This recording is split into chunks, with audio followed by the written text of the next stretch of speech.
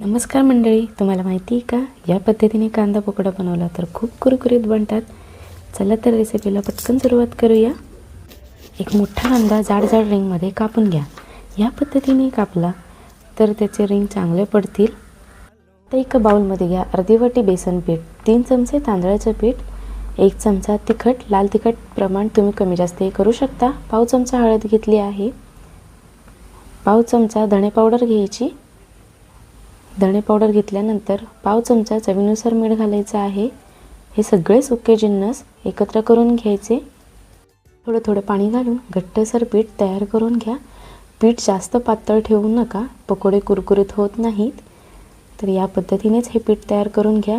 यात घेतला अर्धा चमचा आलं लसूण पेस्ट, तेही मिक्स करून घ्या। कांद्याचे रिंग्स तयार केलेल्या पिठात उलटपालट बुडवून घ्या आणि या गरम तेलात सोनेरी रंग येईपर्यंत तळून घ्यायचे आहेत। तेल खूप गरम नसेल तर पकोडे तेलकट होतात। तर इथे कुरकुरीत असे पकोडे तयार झालेले आहेत। हे कांद्याचे रिंग्स तुम्ही नक्की ट्राय करून बघा। ही रील आवडली असेल तर लाईक करा, शेअर करा आणि फॉलो करायला विसरू नका। भेटूया नेक्स्ट व्हिडिओमध्ये, तोपर्यंत बाय।